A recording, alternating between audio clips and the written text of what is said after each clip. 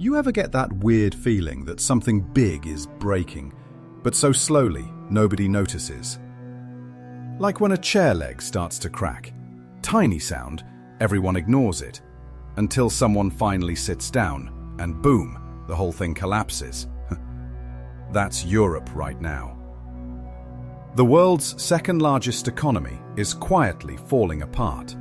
Not from war, not from revolution, but from boredom, bad math, and bureaucrats who think Excel sheets can replace innovation. While America's arguing over TikTok bans and Elon Musk's tweets, Europe's been busy, accidentally turning itself into a retirement home with really good wine. And this matters a lot more than you think. Because when the European Union catches a cold, the entire Western world starts sneezing. The euro, the banks, the defense budgets, the trade links, they all tie back to the same slow-motion problem, the kind that doesn't explode overnight, but quietly eats through the foundation of everything we call stability. In this episode, we're not doing another Doom Europe rant. We're going deeper into how a continent that once ruled the world got trapped in its own rules. We'll talk debt, demography, and digital control, but also the weird beauty of what comes after the fall. Because maybe Europe isn't dying. Maybe it's just molting, painfully, slowly, into something entirely new. So grab your coffee. This one's going to sting a little, but in the best possible way. This is the Finance Podcast channel. I'm Dr. Arthur Sterling, and as a 20-year veteran economist, I provide the innovative takes you need on global economy and monetary policy. Click subscribe now to unlock a new level of financial understanding. You know what's funny? If you walk through Paris today, you'll see people sipping espresso, the Eiffel Tower glowing, the streets filled with tourists, taking the exact same photo they've taken for 20 years. Everything looks perfect, peaceful, predictable. But here's the thing about peace. It's often just the quiet moment before something breaks. Europe feels like that. The trains still run on time, the croissants are still flaky, the museums are still crowded. But behind all that beauty, the numbers don't add up. The engines that built modern Europe are running out of fuel. It's not chaos you can see. It's the kind that hides behind polite smiles, long meetings, and 12-point PowerPoint slides. The kind of collapse that starts with boredom. And here's the twist. If you live in the US, this isn't just their problem. Because when Europe catches a chill, the rest of the Western world starts shivering. Trade slows down, the dollar starts shaking, NATO budgets get messy. Even your 401k starts whispering, hey, maybe check your bonds. See, Europe isn't just another region on the map. It's a mirror. It shows what happens when a rich, stable society gets too comfortable. When growth stops feeling exciting and starts feeling unnecessary. Think about it. After the 2008 crash, America fought back with innovation, new startups, wild risk-taking. Meanwhile, Europe tightened its belt, cut spending, played safe. And for a while, that looked responsible, until it started to look tired. So now we have a continent that's aging, overregulated, and quietly slipping behind, but still pretending everything's fine. It's like your friend who says, no, I'm totally okay, while their eye twitches and their wine glass keeps refilling. Here's the small but important lesson in all this. Collapse doesn't always scream. Sometimes it hums gently, predictably, while everyone around hums along. And in the next part, we'll rewind the story. Back to 2008, the year Europe made one small decision that changed everything. Because sometimes, decline doesn't start with a crisis. It starts with a spreadsheet. You remember 2008, right? The year the world collectively said, wait, banks can do that? It was chaos. Wall Street melted. People lost homes, jobs, and probably some hair. Governments everywhere had two choices: spend big to rebuild or cut deep to stay responsible. America and China, they went full throttle. Pumped money into the system, built stuff, hired people, threw everything they had at restarting growth. And it worked. Sort of messy, but it worked.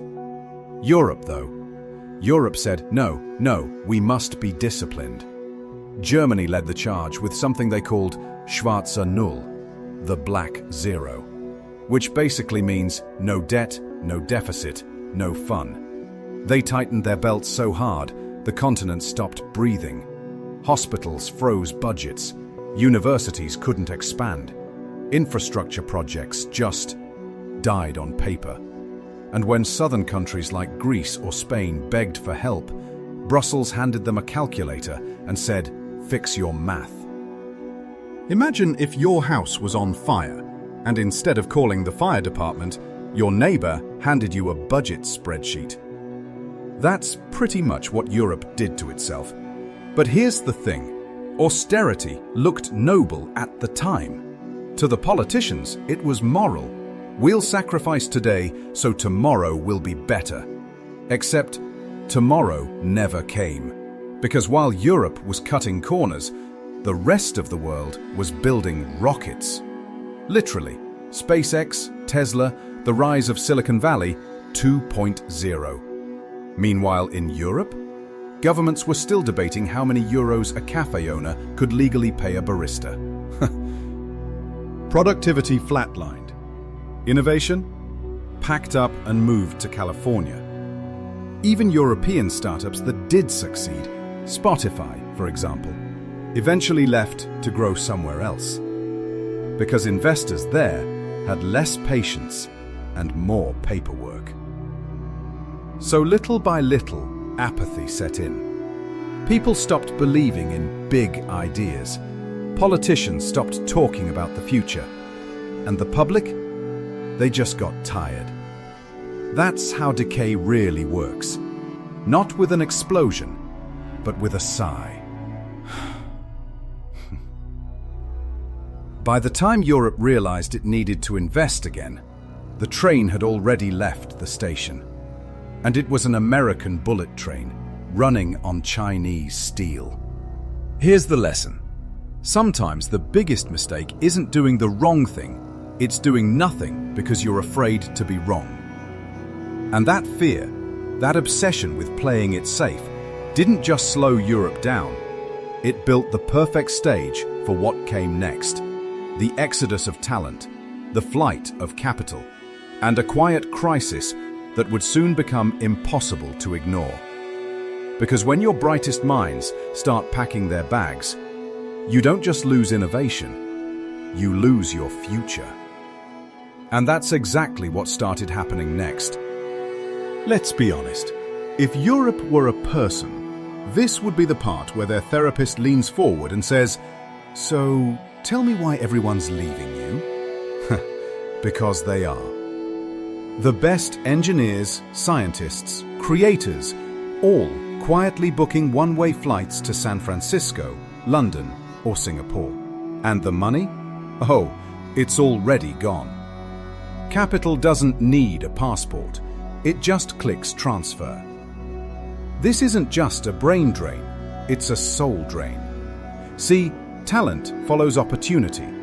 And Europe's been doing a great job convincing people that opportunity lives somewhere else.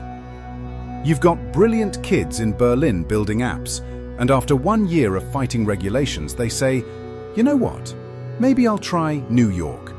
Or researchers in Paris, spending more time filling grant forms than actually doing science.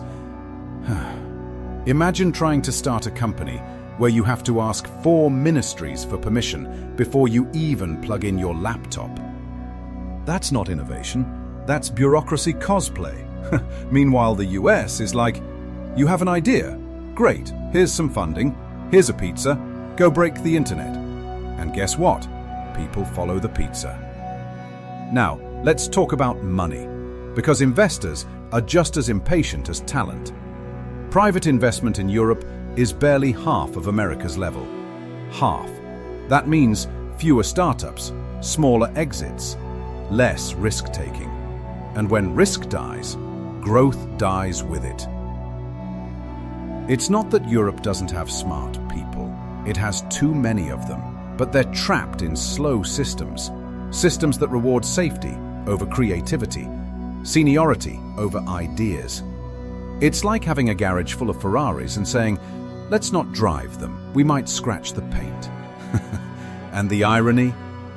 While Europe tries to protect its workers with endless regulations, those same workers are leaving for countries with fewer rules, but more results. Every year, millions of young Europeans, doctors, coders, designers, head abroad. They don't hate home, they just don't see a future there. And the people replacing them? Often underpaid migrants who face their own challenges, creating a cycle of strain, resentment, and social tension. That's the real cost of stagnation. It's not just numbers on a chart, it's human potential, quietly fading away. Here's the small but important lesson. You can't keep talent by guilt-tripping it. You keep it by giving it a reason to stay. And Europe hasn't done that in a long time. But wait, it gets even trickier, because when you combine an aging population, vanishing workers, and runaway costs, you don't just lose brains. You lose the energy to keep the lights on, literally. So in the next part, we'll talk about how Europe managed to shoot itself in the foot with one of the strangest energy decisions ever made. Hint, it involves turning off nuclear power during an energy crisis. You ever see someone trip over their own feet and then blame gravity? That's pretty much Europe's energy policy in one sentence. Let's rewind to 2022. Russia cuts off gas to Europe. Big shock, right? The continent panics, factories go dark, prices explode. And what does Germany, the industrial heart of Europe, do next? It shuts down its last nuclear power plants. Yeah, during an energy crisis. It's like your car runs out of gas, and your solution is to remove the engine for safety reasons. Now, the idea behind it was noble. Nuclear sounds scary. Radiation, Chernobyl, all that. Politicians promised cleaner, safer energy. Except there was one small detail they forgot. You actually need reliable energy first, before you switch it off. So instead of nuclear, Germany fired up coal again. The same coal everyone agreed to bury years ago. Meanwhile, French reactors, once Europe's pride, were offline half the time because of maintenance. So power prices skyrocketed, industries collapsed, and energy-intensive companies just said, yeah, we're done here, and moved to the US. I mean, imagine being a steel company in Germany trying to compete with an American factory paying half your energy bill. You can't.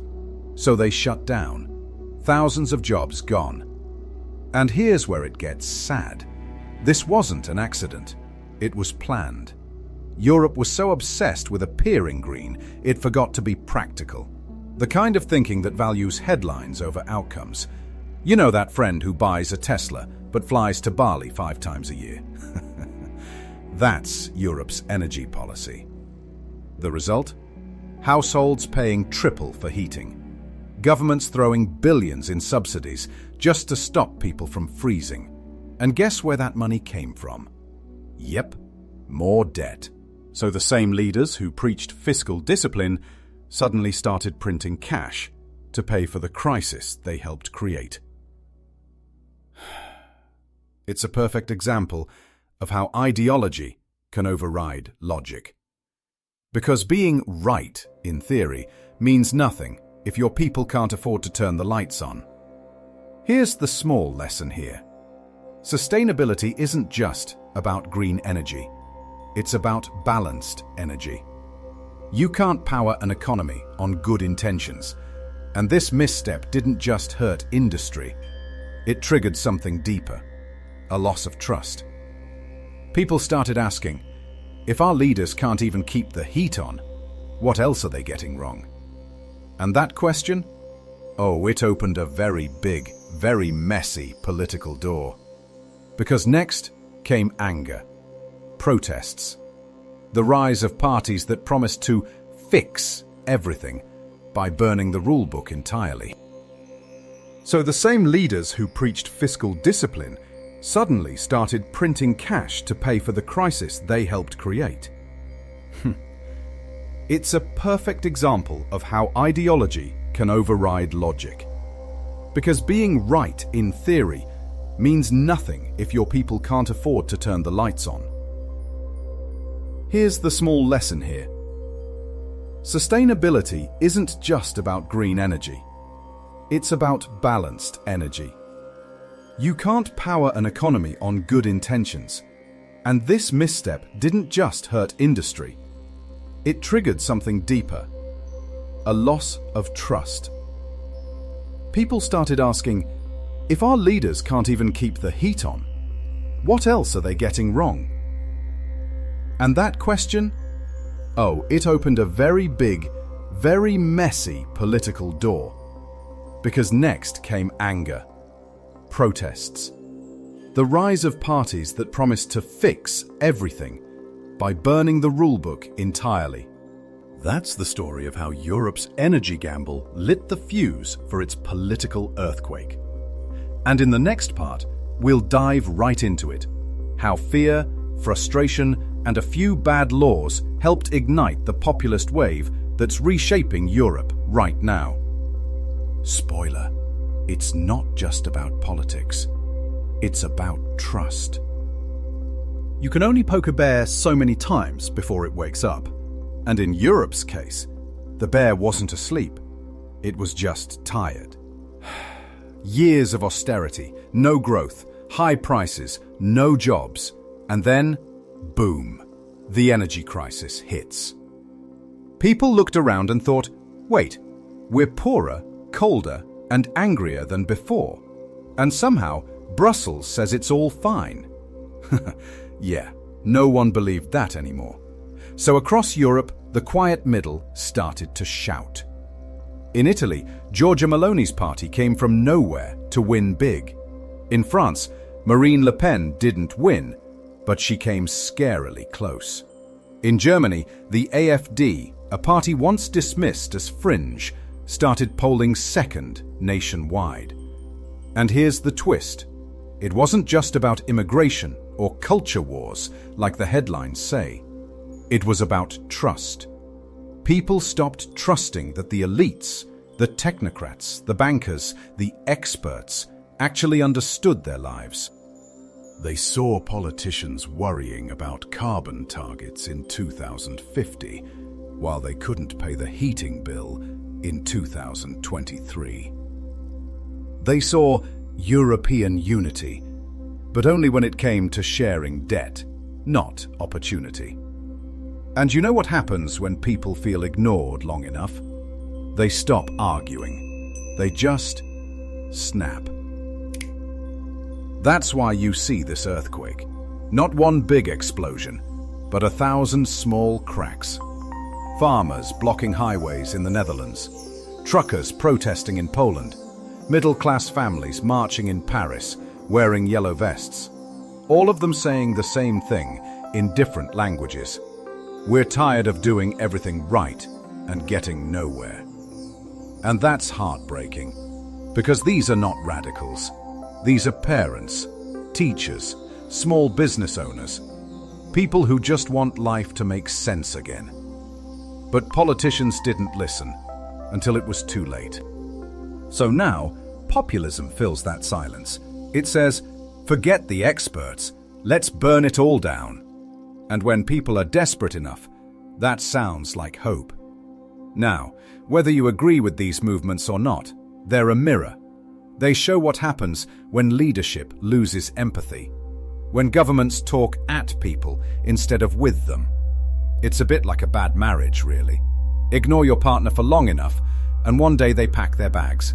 Not because of one fight, but because of 1,000 little ones. Europe's populist wave isn't just politics, it's emotion. It's the feeling that somewhere along the line, the promise of progress got lost in translation. And the lesson? People don't need perfection. They need to be heard.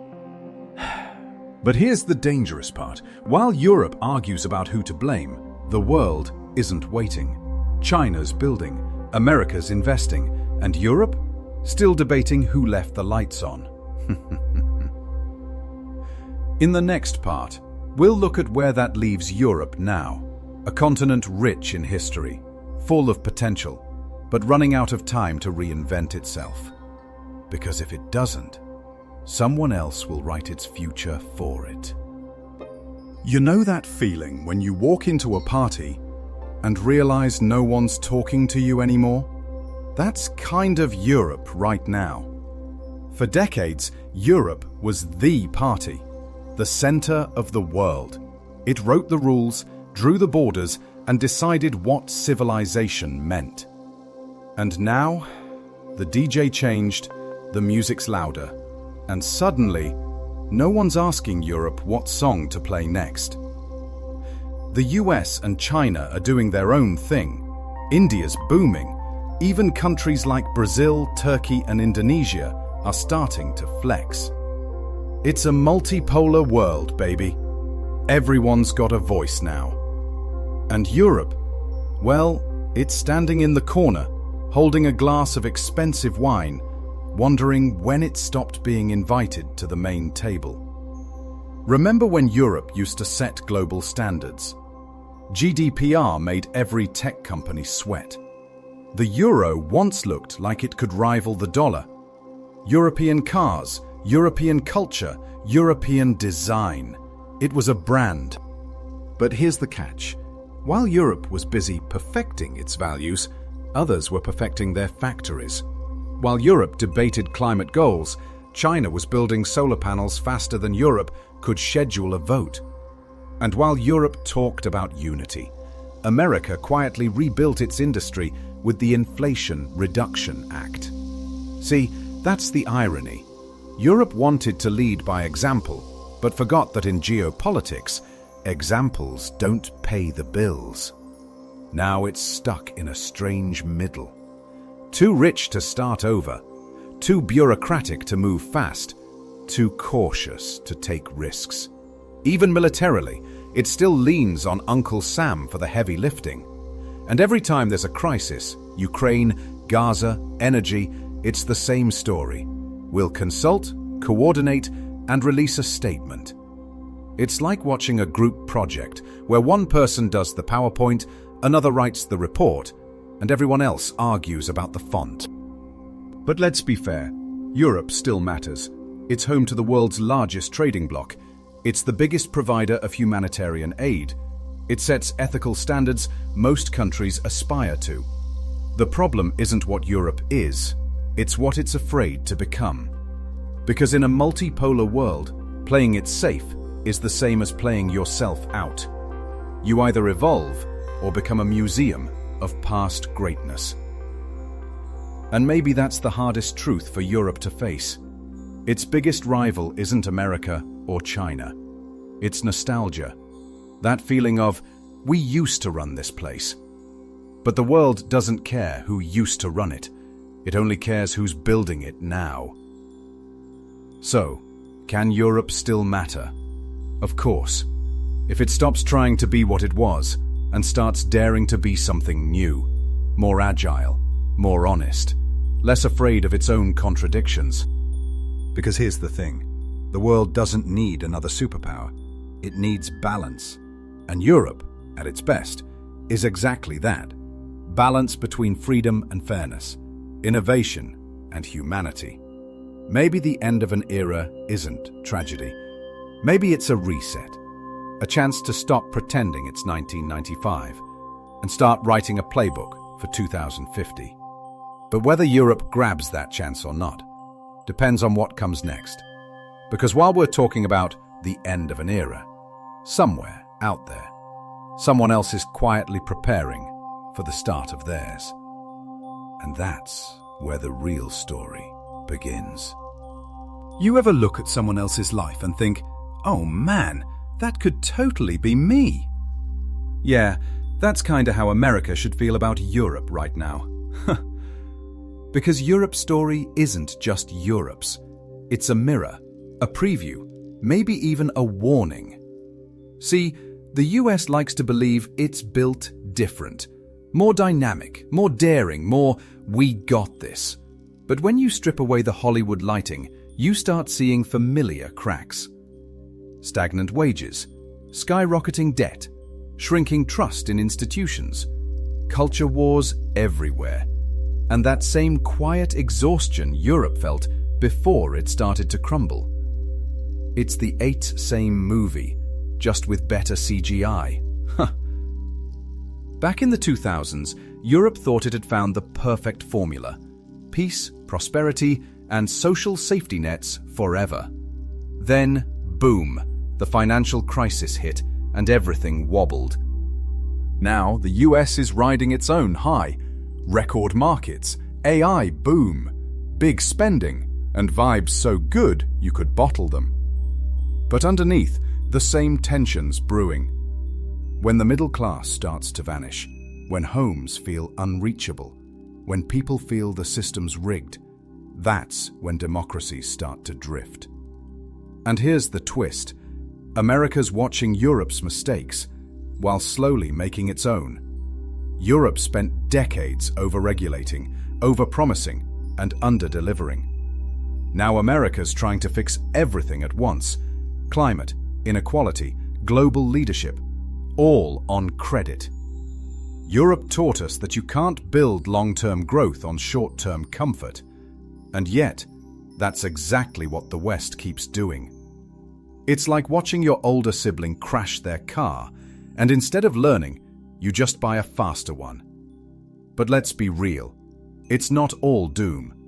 Europe's decline isn't a prophecy, it's a reminder. That comfort makes you slow. Consensus makes you safe, but sometimes too safe. And progress dies, quietly. Not with chaos, but with complacency. Both sides of the Atlantic built their identities around "we're the good guys." Democracy, freedom, prosperity, all that. But those words mean nothing if they don't work for ordinary people anymore. Because, let's be honest, no one's inspired by a democracy where rent's unaffordable and potholes outnumber dreams. The real danger isn't that the West will fall overnight. It's that it'll slowly fade. Like Europe, losing relevance one compromise at a time. So what does Europe's decline say about America? That time doesn't wait. That innovation and ideals can't run on autopilot. And that even the strongest systems eventually rust if you stop maintaining them. Maybe this isn't about who's winning or losing. Maybe it's about remembering what made the West powerful in the first place. Belief. Belief that tomorrow could be better, that effort mattered, that progress wasn't just a slogan.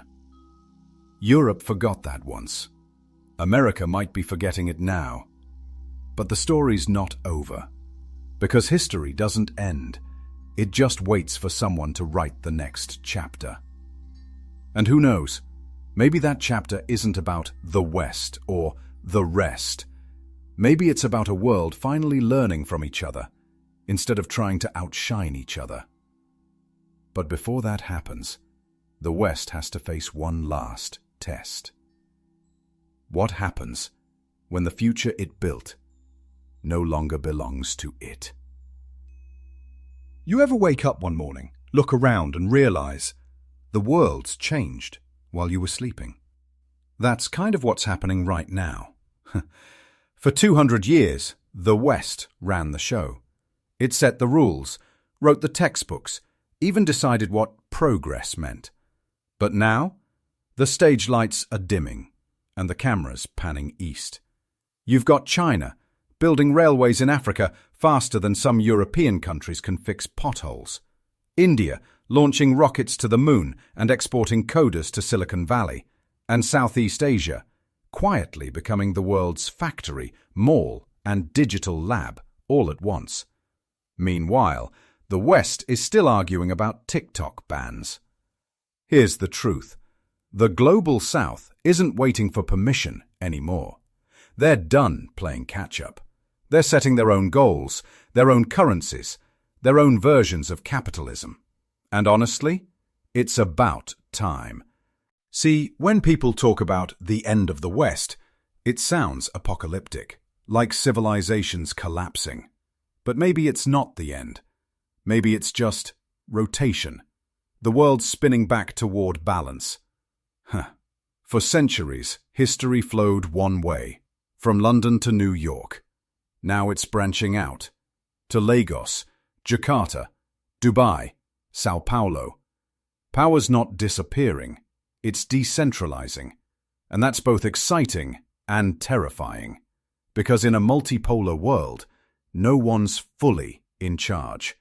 There's no single referee, no one to fix the mess when things go sideways. Just look at global conflicts now. Ukraine, the Middle East, trade wars, cyber attacks.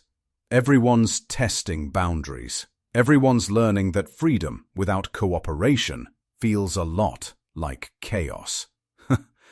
It's like when your parents finally move out and leave you the house. At first you throw a party, then you realize no one's taking out the trash. But here's the beautiful part. New centers mean new ideas. Kenya is redefining mobile banking. Vietnam is leading in semiconductor assembly. Mexico's quietly replacing China in US supply chains. This isn't the fall of the West. It's the rise of everyone else. The future might not be led by one power, but by a network. Messy, imperfect, human. And maybe that's what we needed all along. Because let's be honest, the West had its run. It gave us science, rights, democracy, the iPhone, and probably a few too many Marvel movies. But now the script's changing hands. And that's not tragedy. That's evolution. The real question isn't what comes after the West. It's, can the West learn to share the stage? Because the next era won't be about domination. It'll be about collaboration. Or chaos. Partnership or pride. The shift is already happening. You can feel it in the markets, the memes, the news, the air. The world isn't ending, it's expanding. And maybe, just maybe, this time, no one gets left behind. In the next part, we'll talk about what you can do in this new, unpredictable, beautiful, messy world we're heading into. Because history isn't something that happens to us. It's something we're writing. Right now. All right. So we've talked about how Europe rose, stumbled, and sort of sleepwalked into decline. But here's the question that actually matters. What do we do with that story? Because it's easy to point fingers, harder to hold up a mirror. And if you look closely enough, Europe's mistakes are just human mistakes. At scale. Let's start with the first one. Comfort. Europe got comfortable.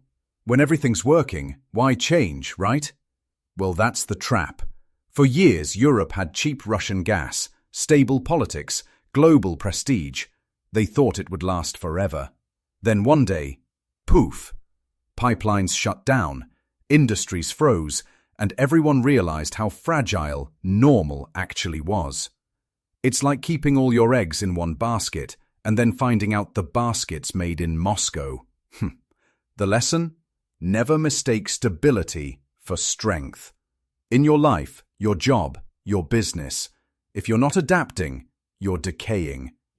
The world doesn't wait for those who used to be good. Now, the second mistake. Bureaucracy over boldness. Europe built a machine so complex it forgot what it was for.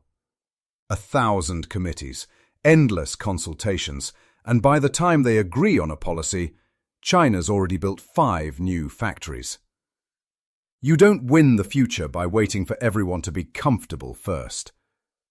And here's a stat that says it all. In 2008, Europe accounted for 25% of global GDP. Today, it's around 17%. That's not collapse. That's slow-motion erosion. And it happens when process replaces progress. So, lesson 2. Whether you're a nation or a person, don't confuse caution with wisdom. Sometimes the bravest thing you can do is decide. And finally, mistake number 3. Forgetting the future. Europe got old. Not just demographically, but mentally. It invested more in preserving the past than preparing for what's next. Meanwhile, other countries were teaching kids to code, build, and risk. Europe was still debating pension reforms. It's like watching your grandparents argue about who gets the remote, while the grandkids are building an app to replace the TV. So what's the takeaway here? If you don't invest in youth, innovation, and risk, you end up managing decline instead of shaping destiny. But here's the beautiful part. None of this is irreversible. Europe could reinvent itself. America can still course correct, and so can we in our own lives. Because decline doesn't start with disaster. It starts with indifference. The moment you stop asking, what's next? That's when you start to fade. So, whether you're running a country or just trying to figure out your career, build your own playbook. Stay curious. Stay uncomfortable. And when the world changes, don't complain. Adjust. Because if Europe taught us anything, it's this. The cost of doing nothing is everything. And maybe, just maybe, this whole story isn't about Europe falling behind. Maybe it's a warning for all of us, not to let comfort steal our hunger. In the final part, we'll talk about what comes next, not just for nations, but for you. Because the future won't belong to the strongest or the smartest. It'll belong to those who dare to keep moving when everyone else stands still. You know, after everything we've talked about, the rise, the fall, the warnings, it's easy to feel like the story ends there. But it doesn't. Because decline isn't destiny. Every empire, every person, every idea goes through that moment. The dip. When things stop working, when old habits fail, when the world changes faster than you can blink, that's not the end. That's the test. Look around. The builders, they're still here. Not the loudest ones, not the richest ones, but the people who still make things. Like the startup in Estonia, building the next cybersecurity platform, from a country smaller than Bangkok. Or Portugal, quietly turning old fishing towns into hubs for renewable energy. Or the coder in Nairobi, building fintech tools that rival London's banks. The world didn't run out of potential. It just changed its address. See, hope doesn't belong to those who wait for the good times to return. It belongs to the ones who build during the hard times. The ones who look at chaos and say, okay, let's start here. And that's something you and I can actually do. You don't need to be a billionaire or a politician to build. You can build your own craft, your own skill, your own version of progress. Because here's the truth. The opposite of decline isn't growth. It's movement. As long as you're moving, learning, adjusting, creating, you're not declining. You're alive. The past belonged to those who conquered. The future? It'll belong to those who construct. And maybe, just maybe, this whole messy, unpredictable world is giving us a second chance to remember that. So whether you're in Europe, Asia, America, or just sitting at your desk trying to figure out what's next, build something. A project. A business. A version of yourself that can handle tomorrow. Because hope isn't a feeling. It's a habit. You build it, one small action at a time. So yeah, the next chapter doesn't belong to the old systems or the loud voices. It belongs to the quiet builders. People like you. Thanks for sticking with me through this whole series. If any of this made you think, smile, or maybe question a few things, that's already a win. And hey, if you haven't already, hit that subscribe button because we've got a lot more stories coming about power, money, people, and what really shapes the future. Take care, stay curious, and remember, the world needs more builders. See you in the next one.